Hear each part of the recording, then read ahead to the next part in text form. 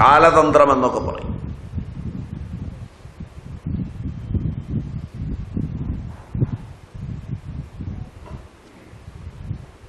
ഉദാഹരണമായി പറഞ്ഞാൽ ബ്രഹ്മയമളം, അത് സ്രോതോനിർണയത്തിന് ഉപയോഗിക്കുന്നതാണ്. ദക്ഷിണതന്ത്രം, വാമതന്ത്രം, മധ്യമതന്ത്രം, അതുപോലെ തന്നെ ദിവ്യം, കൗളം എന്നൊക്കെ ഇതിനെ തിരിക്കുന്നു. ഗണപതി, വിഷ്ണു ശക്തി എന്നിവയോടെല്ലാം ചേർത്ത് യാമളതന്ത്രങ്ങളുണ്ട്. തന്ത്രങ്ങളെ വേറെ ചില ആചാര്യന്മാർ കാളികുലം, ശ്രീകുലം എന്ന പേരിലും തിരിച്ചു പറയുന്നുണ്ട്. വളരെ പൗരാണികരായ ചില ആചാര്യന്മാർ. നമ്മൾ നേരത്തെ പറഞ്ഞു, തന്ത്രാഗമങ്ങളെ ആഗമമെന്ന് പറയുന്നത് ശിവൻ പാർവതിയോട് സംവദിക്കുന്നതാണെന്ന് പറഞ്ഞു, ഓർമ്മയുണ്ടാവും. അതിലെ വിഷയങ്ങൾ സൃഷ്ടി, പ്രളയം, ദേവാർച്ചനം, പുരസ്ചരണം, സത്കർമ്മം, ധ്യാനയോഗം ഇവയാണ്.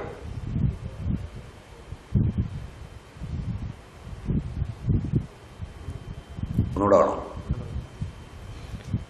സൃഷ്ടി, എങ്ങനെയാണ് പ്രപഞ്ചം സൃഷ്ടമായത്, അല്ലാതെ വേറെ വിഷയമൊന്നുമല്ല. തന്ത്രാഗമങ്ങൾ പഠിക്കുമ്പോഴാണ് ഈ പ്രപഞ്ച സൃഷ്ടിയെക്കുറിച്ചുള്ള അനേകം അഭിപ്രായങ്ങൾ കാണുന്നത്. ഏറ്റവും ആധുനികങ്ങളായ അഭിപ്രായങ്ങളെയൊക്കെ വെല്ലുന്ന അഭിപ്രായങ്ങൾ അവിടെയുണ്ട്. സൃഷ്ടി, എങ്ങനെയാണിത് പ്രളയമാകുന്നത്, ചെന്ന് ലയിക്കുന്നത്? താഴെ നിന്ന് എങ്ങനെ അഗ്നി ഉണ്ടാവും? മുകളിൽ നിന്ന് സൂര്യൻ്റെ ചൂട് എങ്ങനെ ഉണ്ടാവും? എങ്ങനെ ആ ചൂടിലെല്ലാം ദഹിക്കും? ആ ചൂടിൻ്റെ ആധിക്യത്തിൽ എങ്ങനെ ഭൂമി ഉരുകും? എങ്ങനെ വെള്ളമായിത്തീരും? അഗ്നിയിൽ നിന്ന് എങ്ങനെ ജലമുണ്ടാവും? എങ്ങനെ ആ ജലം നിലനിൽക്കാൻ 100 വർഷം മുകളിൽ നിന്ന് ഇടതടവില്ലാതെ എങ്ങനെ മഴ പെയ്യും?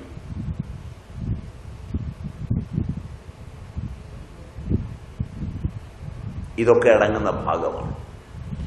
ഇത് പുരാണങ്ങൾ ഒരുപാട് ഇതിൽ നിന്ന് ഉദ്ധരിച്ചിട്ടുണ്ട്.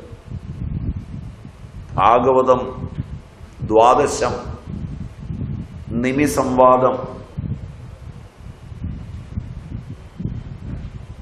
മായാവതരണവും മായയെക്കുറിച്ചുള്ള അറിവുമെന്ന അധ്യായത്തിൽ ഇതുണ്ടെന്ന് തോന്നുന്നു. ഇത് മാത്രമാണ് അഭിപ്രായം എന്ന് വിചാരിക്കരുത്.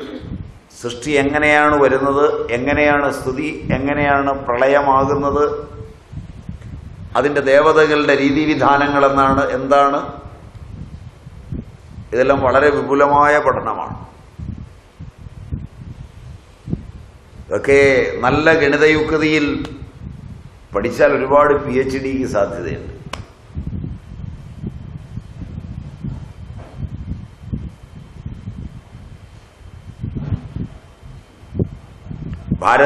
ഭാരതീയമായിരിക്കുന്ന വിദ്യകളെ തമസ്കരിച്ചുകൊണ്ട് രൂപപ്പെടുത്തി കഴിഞ്ഞ പാശ്ചാത്യന്റെ ജ്ഞാനം പഠിക്കുവാനാണ് ഒരു ജന്മം മുഴുവൻ കളയുന്നത്. അതാകട്ടെ അവൻ്റെ രക്തത്തിനും അവൻ്റെ മജ്ജയ്ക്കും സ്വീകാര്യമല്ലാതെ വരുന്നത് കൊണ്ട് വാർദ്ധക്യത്തിലെത്തുമ്പോഴേക്കാണ് ഇത് തെറ്റിപ്പോയല്ലോ എന്ന് മനസ്സിലാക്കുന്നത്.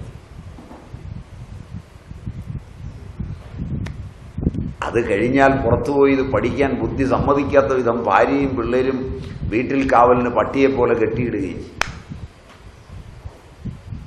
ഒരു ജന്മം പാഴായ, സന്ധ്യകളോർത്ത് കുരച്ചും വിലപിച്ചും തീരാൻ മാത്രം പറ്റിയ ജന്മം.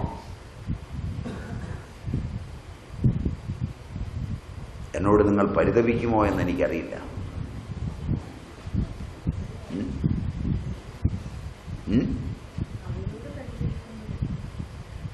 ആരോട്? ഭാര്യയോടും പിള്ളേരോടും. ഭാര്യയോടും പിള്ളേരോടും പരിതപിച്ചിട്ട് ഒരു കാര്യമില്ല. അത് ശരി. അങ്ങനെയുള്ളവരോട്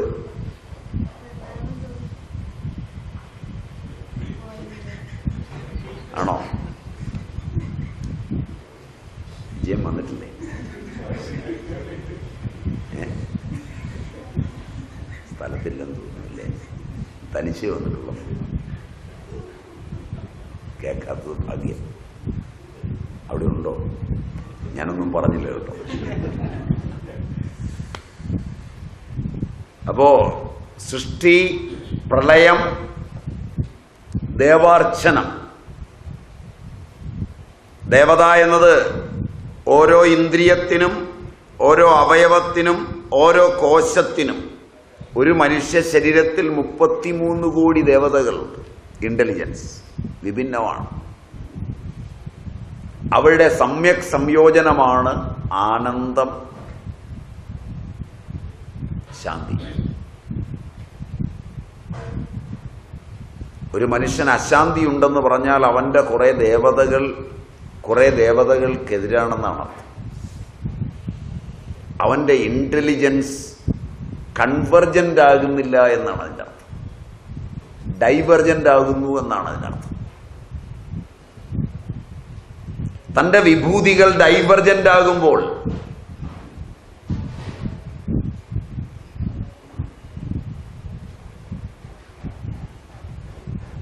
ശരീരം, സൂക്ഷ്മ ശരീരം രക്ഷിക്കപ്പെടാതാകും.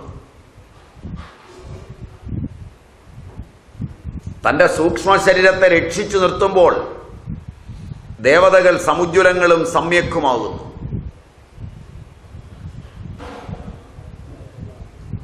അപ്പോൾ ചുറ്റുപാടുകൾ അവന്റെ ശരീരം തന്നെയാകുന്നു. അവ അവന്റെ സമ്യക് സങ്കല്പത്തിനനുസരിച്ച് പ്രതികരിക്കുന്നു. ഞാൻ തന്നെ എൻ്റെ ലോകത്തെ സൃഷ്ടിക്കുന്നു.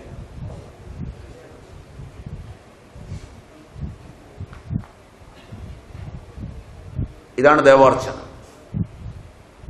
പുരശ്ചരണം. അതിനാ ദേവതകളെ വശത്താക്കുന്നതിന്, മനസ്സിനെ രക്ഷിക്കുന്ന, മനസ്സിനെ ത്രാണനം ചെയ്യുന്ന മന്ത്രങ്ങളുണ്ട്. അവയുടെ പുരശ്ചരണം. കർമ്മേന്ദ്രിയങ്ങളെ അനുഷ്ഠാനങ്ങളിലൂടെ സാൽമ്യം വരുത്തി അച്ചടക്കമുള്ളതാക്കി തീർക്കുന്നതിനുള്ള സത്കർമ്മങ്ങൾ.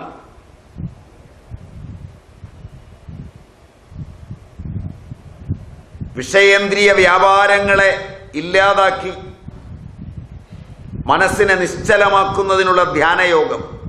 ഇവയെല്ലാമാണ് അതിൽ വർണ്ണിക്കുന്നത്.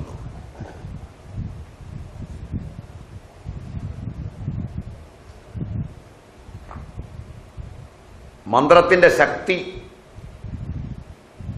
അത് വർദ്ധിപ്പിച്ചെടുക്കുന്നതിനുള്ള തന്ത്രവിധിയാണ് പുരശ്ചരണം എന്നതുകൊണ്ട് ഉദ്ദേശിക്കുന്നത്. പുരശ്ചരണത്തിന് 10 ഭാഗങ്ങളുണ്ട്. ജപം, ഹോമം, തർപ്പണം. എഴുതുന്നുണ്ടോ? ജപം, ഹോമം, തർപ്പണം, അഭിഷേകം, അഖമർഷണം, സൂര്യാർഘ്യം,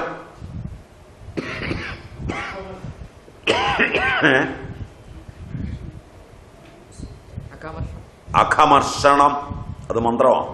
സൂര്യാർഘ്യം, ജൽപ്പനം,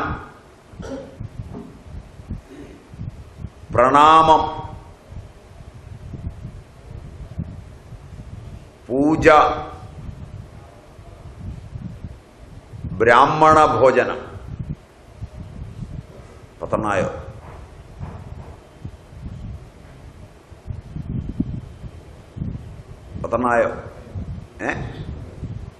ഇത് 10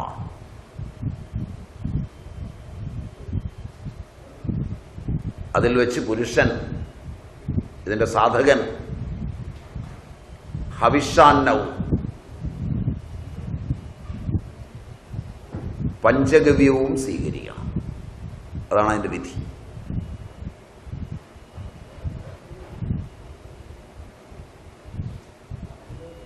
ഹവിസ് അർപ്പിച്ചു കഴിഞ്ഞ് അതിന്റെ ഭാഗം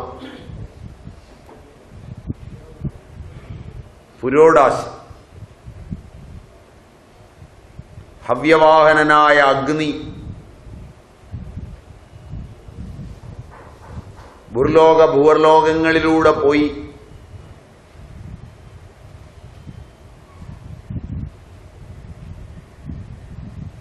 പുരോഹിതനായി വരൂ വത്സ എന്ന് വിളിച്ച് സാധകനെയും കൂട്ടിപ്പോകും ആ ലോകങ്ങളിലൂടെ.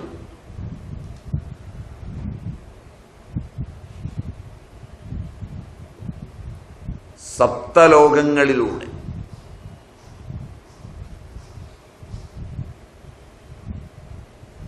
അത് കഴിഞ്ഞ് ഹവിർഭാഗം അശിച്ച്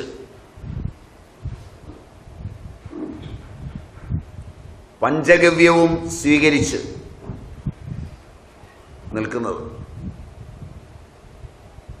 നിങ്ങൾക്ക് കൂടുതൽ പഠിക്കണമെങ്കിൽ കൗളാവലി നിർണയം, നീലതന്ത്രം ഇവയൊക്കെ പഠിക്കണം.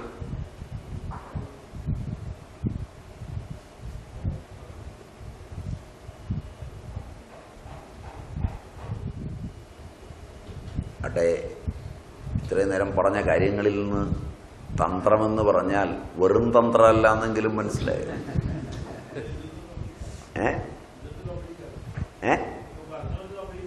കംപ്ലീറ്റ് ആക്കാം. അല്ല, ഇതിന് തന്ത്രം വെറും തന്ത്രമല്ല എന്ന് അത്രയെങ്കിലും മനസ്സിലായോ? ഈ പല സാധനങ്ങളും ഭാരതീയമായത് ഇന്ന് വെറുതെ ബിസിനസ്സിന് ഉപയോഗിക്കുക, വെറും കച്ചവടം, വെറുതെ ഇതിന്റെ പുറംചട്ട മാത്രമേ ഉള്ളൂ. അടുത്ത് നല്ലപോലെ കച്ചവടം ചെയ്യാം.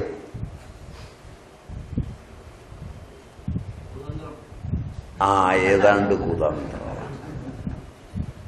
പൊട്ടു തൊട്ടാൽ തന്ത്രമായി എന്നങ്ങ് വിചാരിക്കുക. ഇതിന് പകരം വളരെയേറെ അനുഷ്ഠാനങ്ങളിലൂടെ അതിനൊക്കെ സമയം ചെലവഴിച്ചൊരാൾ ഇറങ്ങിയാൽ ആരും അറിയാത്ത ഒരു ജീവിതം അയാൾക്കുണ്ടാവും കുറെ കാലത്തെ.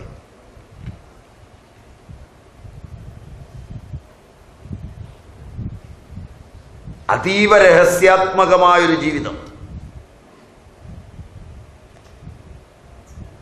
ഓരോ ചരിത്ര പുരുഷന്റെയും പിന്നിൽ ആത്മീയ ചരിത്രത്തിന്റെ അത്യുന്നതങ്ങളിൽ വിഹരിച്ചിട്ടുള്ള അനുഭവസിദ്ധന്മാരായ ഓരോരുത്തന്റെയും ചരിത്ര സ്മൃതികൾക്ക് പിന്നിൽ ചരിത്രം രേഖപ്പെടുത്താത്ത രഹസ്യത്തിന്റെ അന്തർലിഖിതങ്ങളുണ്ടാവും.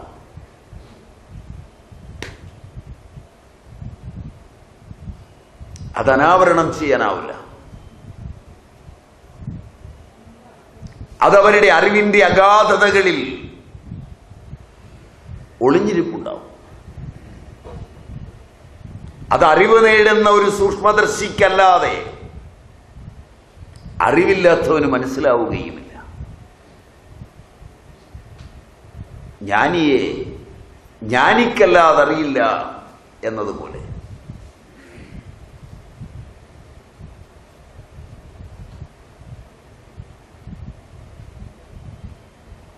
ലൗകിക വിഷയങ്ങളും പാരത്രിക വിഷയങ്ങളും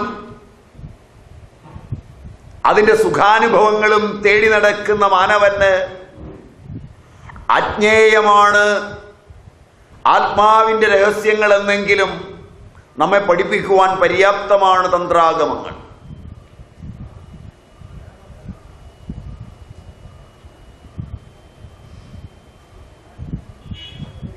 ജനകീയ തന്ത്രിയില്ല.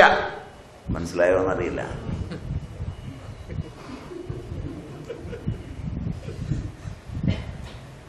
അയാളൊരു ജനകീയ തന്ത്രിയാണ് എന്ന് പറഞ്ഞാൽ അനുഷ്ഠാനമില്ലാത്തവനാണ്, ശൗചാദികളില്ലാത്തവനാണ് എന്നർത്ഥം.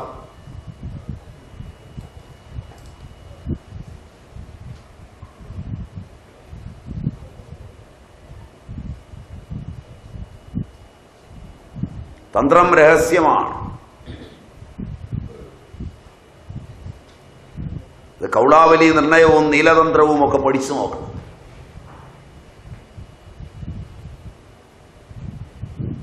ചില ഗ്രന്ഥങ്ങൾ ഈ 10 ഭാഗങ്ങളില്ലാത്തവയാണ്.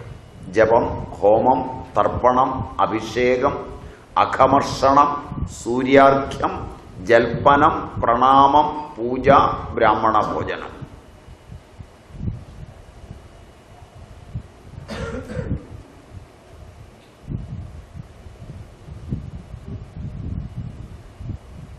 ഇത്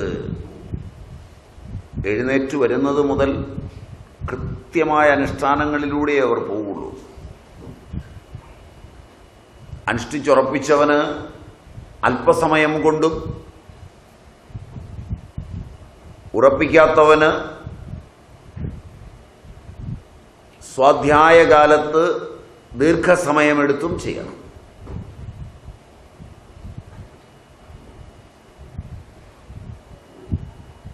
മുടങ്ങരുത്. ജീവിതത്തിൽ ഈ വഴിയിൽ പോകുന്നവൻ ഏറ്റവും പ്രാധാന്യം കൊടുക്കുന്നത് സ്വാധ്യായ പ്രവചനാഭ്യം ന പ്രമദിതവ്യമെന്ന.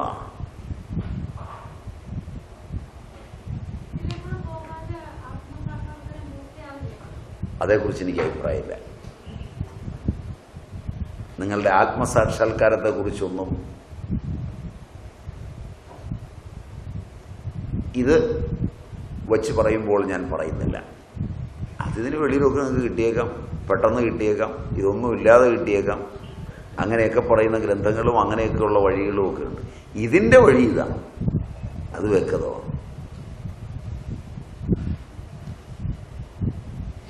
കാരണം ഇത്രയൊക്കെ കഷ്ടപ്പാട് വേണ്ടല്ലോ, ആത്മസാക്ഷാത്കാരം മതിയല്ലോ.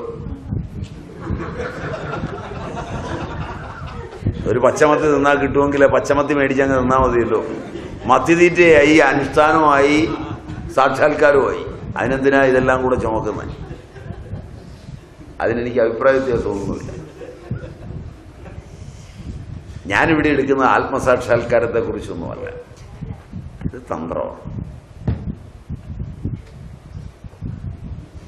അത് നിങ്ങൾക്കറിയാൻ ആഗ്രഹമുള്ളത് കൊണ്ടായിരിക്കണം ഈ വിഷയം വെച്ചത്, ഞാൻ പറഞ്ഞിട്ടല്ല. Am I right? കേൾക്കണമെന്ന് താല്പര്യം തോന്നിയുകൊണ്ടായിരിക്കും നിങ്ങൾ വന്നിട്ടുള്ളത്. Is it not? അതിനപ്പുറം ഒന്നും എനിക്കറിയില്ല. പക്ഷെ സാധനം ഇതാണ്, ഇതിൽ കോംപ്രമൈസ് ഇല്ല.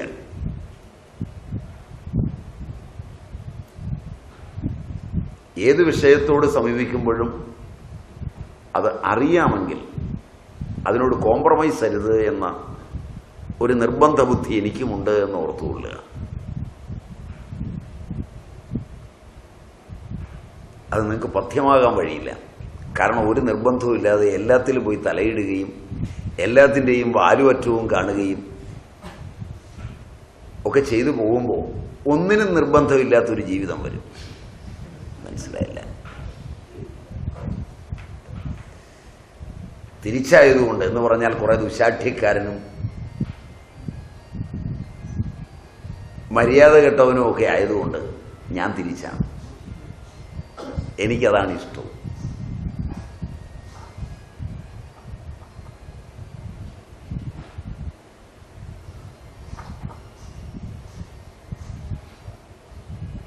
അതുകൊണ്ട് അത്രയും ഒരു ദോഷം എന്നിലുണ്ടെന്ന് അറിഞ്ഞുകൊണ്ട് പഠിച്ചാൽ മതി. ആധുനികതയ്ക്ക് പറ്റാത്ത അത്രയും അംഗീകാരമേ ഞാൻ ലോകത്തുനിന്ന് പ്രതീക്ഷിക്കുന്നുള്ളൂ. എൻ്റെ പാരമ്പര്യത്തിൻ്റെ സുസംവേദ്യമായ അറിവിനപ്പുറമുള്ള ഒന്നും ഞാൻ പ്രതീക്ഷിക്കുന്നില്ല.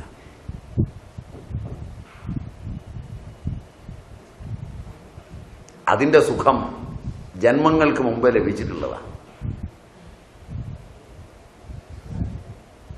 അതിൻ്റെ സൗഖ്യം കളഞ്ഞ് ഏതെങ്കിലും ഒന്ന് പുതുതായി ലഭിക്കുമെന്ന് പണ്ടേ വിശ്വാസമില്ല. ഉറപ്പില്ലാത്ത പ്രതീക്ഷയ്ക്ക് പുറകെ ഉറപ്പുള്ളത് കളഞ്ഞു പോകുന്നത് എൻ്റെ പാരമ്പര്യത്തിലില്ല. ഒരുപക്ഷെ കലർപ്പ് വരാത്തതുകൊണ്ടായിരിക്കും.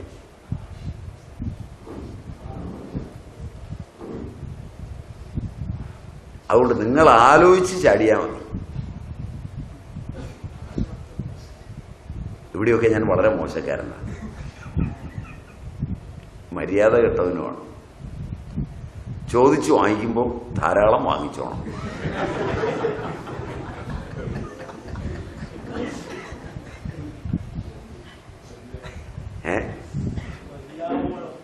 അതെ, മതിയാവോളം.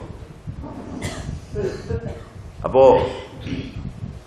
ചിലര് 5 ഭാഗമാണ് പറയുന്നത്, 10 വേണ്ട. ജപം, ഹോമം, തർപ്പണം, അഭിഷേകം, ബ്രാഹ്മണ ഭോജനം. അഘമർഷണമില്ല, സൂര്യാർഘ്യമില്ല, ജൽപ്പനമില്ല, പ്രണാമമില്ല, പൂജയില്ല.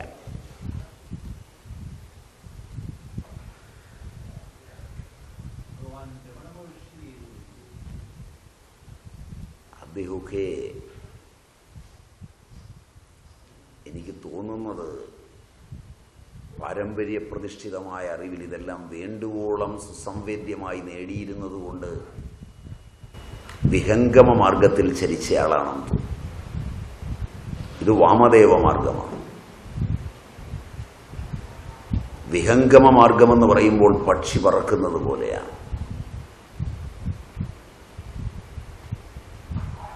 അതുകൊണ്ടാണ് ഞാൻ പറഞ്ഞത് ഇതിനിടയിൽ അത് ചിന്തിക്കേണ്ട. അഷ്ടാവക്രനും വസിഷ്ഠനും അതുപോലുള്ള ആചാര്യന്മാരുമൊക്കെ ഇതിനെയൊക്കെ അംഗീകരിക്കുമ്പോഴും അവർ സഞ്ചരിച്ച വളരെ ഋജുവായ ചില പന്ഥാവുണ്ട്. അതിൻ്റെ മനോഹാരിത കണ്ട് ചാടിപ്പോയാൽ മനസ്സും ശരീരവും എവിടെയും അത് സ്വപ്നവുമായി കിടക്കും. ഒടുവിൽ തറയെ നോക്കാതെ ആകാശത്ത് നോക്കി നടക്കുന്നവൻ കാലൊടിഞ്ഞ് കിടക്കുന്ന പോലെ കിടക്കും. മനസ്സിലായോ എന്നറിയില്ല. ചിലർ തറയെ നോക്കി നടക്കുകയില്ല, ആകാശത്ത് നോക്കി നടക്കും. കാലിന് കണ്ണു വന്നവൻ അങ്ങനെ നടക്കാം. മനസ്സിലായോ? കാലിന് കണ്ണു വരിക എന്ന് പറഞ്ഞാൽ ഭൂമിയിൽ അവൻ്റെ കാല് പതിക്കുമ്പോൾ ശബ്ദത്തിൻ്റെ, അവൻ്റെ പദവിന്യാസ ശബ്ദത്തിൻ്റെ പിന്നിലെ ശബ്ദത്തിലെ പുരുഷനെ ഉപാസിച്ചറിഞ്ഞവന് നടക്കാം. അവൻ ശബ്ദം നോക്കിയാണ് നടക്കുന്നത്. അപ്പോൾ ശബ്ദം, അവൻ്റെ പദവിന്യാസം ഭൂമിയിലുണ്ടാകുമ്പോൾ ശബ്ദവീശികൾ മുമ്പിലുള്ള പ്രതിരോധത്തിൽ തട്ടിത്തിരിച്ച് അവൻ്റെ പദത്തിൽ വന്നറിയുന്നത് ബ്രെയിൻ അറിയുന്നു എങ്കിൽ, ആ ദേവത സമുജ്വലമാണെങ്കിൽ അവൻ ചുമ്മാ അങ്ങ് നടന്നു പോകും. അത് കണ്ട് കാലിൽ കണ്ണില്ലാത്തവൻ മുകളിലോട്ട് നോക്കി നടന്നാൽ കുഴിയിൽ പോകും. ഒരുമാതിരി മനസ്സിലാവുന്നതായിരിക്കും.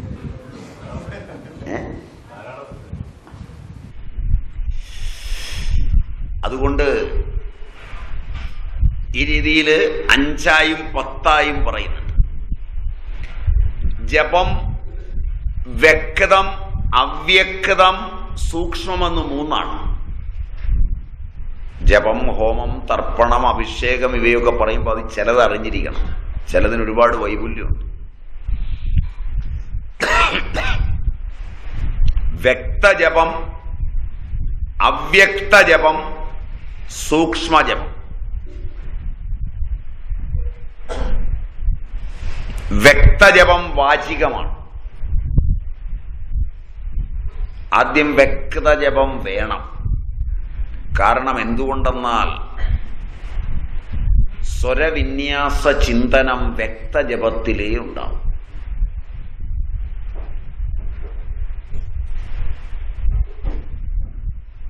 ഉദാത്തം, അനുദാത്തം, സ്വരിതം, ഹ്രസ്വം, ദീർഘം, പ്ലുതം, അനുനാസികം, അനനുനാസികം ഒക്കെ അറിയുന്ന ജപം വ്യക്ത ജപമാണ്.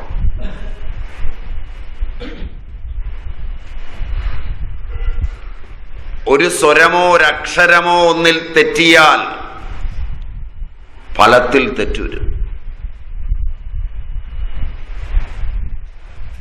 അതുകൊണ്ട് ഉറക്കെ ജപിച്ച് ആചാര്യന്റെ അടുക്കലിരുന്ന് ജപിച്ച് ഉറപ്പിച്ചിട്ട് ജപിക്കണം.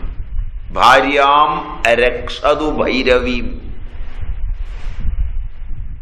രാഭായായി മാറിയാൽ സംഗതി കുറച്ച് ജപിച്ച് കഴിയുമ്പോഴേക്ക് ഭൈരവി അവളെയും കൊണ്ടങ്ങ് പോകും.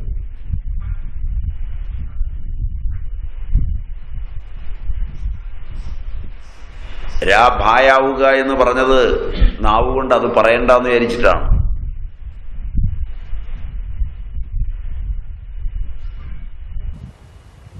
ഇതാണ് അതിന്റെ പ്രത്യേകത. ശബ്ദം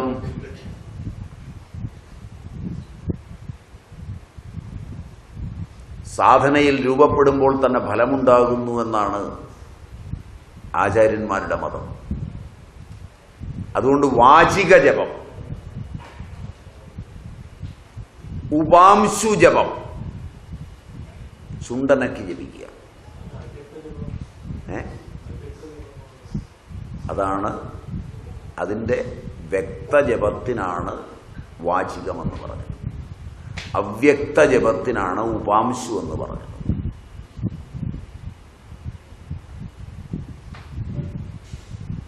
ഒരു ക്ഷേത്രത്തിൽ ചെന്നാൽ വ്യക്തമായി ജപിക്കുന്ന ആള് ജപിക്കുമ്പോൾ നിങ്ങളത് കേൾക്കുന്നു എന്ന നിലയിൽ ഒരു തൃപ്തി ഉണ്ടാവും. ചിലർക്ക് മനസ്സിലായില്ല. വ്യക്തമല്ലാത്ത ജപം കേൾക്കുമ്പോൾ അദ്ദേഹത്തിൻ്റെ മുഖത്തുള്ള പ്രസാദാത്മകതയും അദ്ദേഹത്തിൻ്റെ ആംഗികമായ ഭാവങ്ങളും സുദൃഢമായെങ്കിൽ, ചുമ്മാ ചുണ്ടനക്കുന്നതല്ല, 16ന്റെ പട്ടിക ചൊല്ലുന്നതല്ലെങ്കിൽ, മനസ്സിലായില്ല. ഇതൊന്നും അറിയാൻ മേലാത്തതുകൊണ്ട് 16ന്റെ പട്ടിക ചെല്ലുന്ന പണിയുണ്ടാവും. അതല്ല, അതിൻ്റെ തപസ്സുണ്ടെങ്കിൽ അദ്ദേഹം അനക്കുന്ന ചുണ്ടിൽ നിങ്ങളുടെ ഹൃദയം സ്പന്ദിക്കാൻ തുടങ്ങും. സ്പന്ദമുണ്ടാവും, ശിവസ്പന്ദമുണ്ടാവും. അതിനെ സ്പന്ദമെന്നാണ് പറയുക.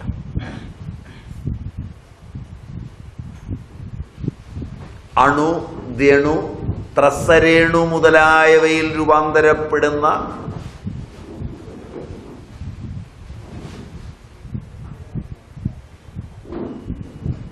ധനാണു, ഋണാണു, കർഷാണു, സർഗാണു പര്യന്തമെത്തുന്ന ശൈവ സമ്പ്രദായം അങ്ങനെയാണ് പറയുക.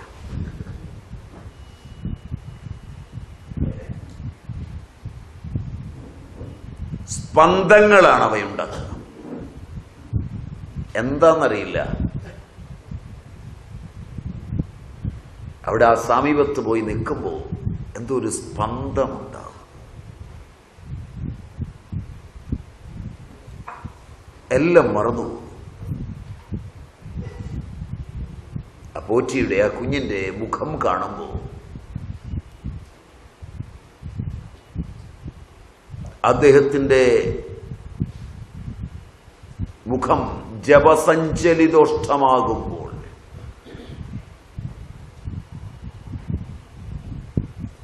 അറിയാത്ത എന്തോന്ന് പ്രവഹിക്കുന്ന പോലെ തോന്നുന്നു എന്നൊക്കെ പഴയ ആളുകൾ പറയും. കേട്ടിട്ടുണ്ടോയെന്നറിയില്ല. നിങ്ങൾക്ക് അനുഭവം ഇല്ലാത്തതുകൊണ്ട് കേട്ടിട്ടുള്ള അനുഭവമെങ്കിലും ഉണ്ടോയെന്നറിയാൻ വേണ്ടി ചോദിച്ചതാണ്. ഇതൊക്കെ വരുമ്പോഴേ എവിടെയൊക്കെ പോകാവൂ. അല്ലാത്ത ആളുകൾ ചെന്ന് നിന്നാലും അവിടെ മുടിഞ്ഞു പോകും.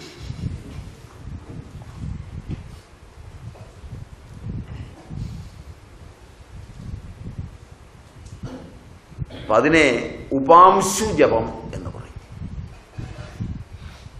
അതിനേക്കാൾ ശ്രേഷ്ഠമാണ് മാനസജപം.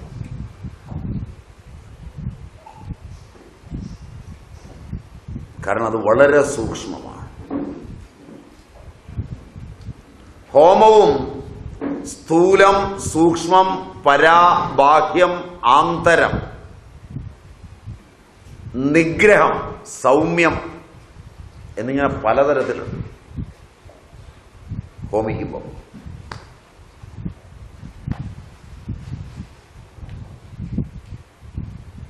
അതിന് കൈയും ഒക്കെ ആക്ഷനിൽ വരെയുണ്ട്. ചേർത്ത് പിടിച്ചിട്ട് ഇടുമ്പോഴും ഒക്കെ വ്യത്യാസമുണ്ട്.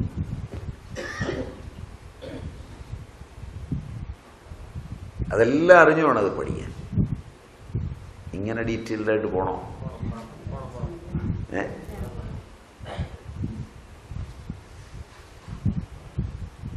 ആഗമങ്ങളെ കുറിച്ചുള്ള അറിവിലേക്ക് പോകുമ്പോൾ വളരെ വിസ്തൃതമാണ് ഈ സാധനം. സ്ഥൂലമായ ഹോമം, സൂക്ഷ്മമായ ഹോമം, ഭാവത്തിനും വ്യത്യാസമുണ്ട്. സൂക്ഷ്മമായി വരുമ്പോൾ പുറത്തേക്കല്ല, അകത്തെ അഗ്നിയിലാണ് ഹോമിക്കുന്നത്. ബാഹ്യാഗ്നിയല്ല, ആന്തരാഗ്നിയുണ്ട്. ഹൃദയത്തില് ജ്വലിച്ചു നിൽക്കുന്ന ഒരു അഗ്നിയുണ്ട്. തന്ത്രാരാധനയിലെ ഏറ്റവും പ്രധാനപ്പെട്ടത് സഹജമായി അവിടെ ധ്യാനിക്കുമ്പോഴാണ്. അത് ഹൃദയാരവിന്ദത്തിലാണ്. ഹൃദയാരവിന്ദത്തിൽ ജ്വലിക്കുന്ന അഗ്നി.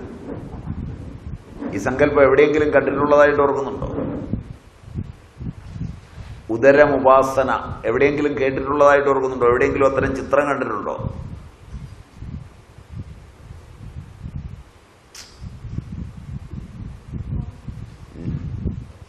ക്രിസ്തീയ വിശ്വാസത്തിൽ ക്രിസ്തുവിന്റെ ഹൃദയ കവാടത്തിൽ ജ്വലിച്ചു നിൽക്കുന്ന ഒരു അഗ്നിയുണ്ട്. കണ്ടിട്ടുണ്ടോ? ഭാരതീയ തന്ത്രാഗമങ്ങളും തന്ത്രാരാധനയും നിങ്ങൾ മറന്നിട്ടും മറക്കാതെ നിലനിൽക്കുന്ന ചിത്രം.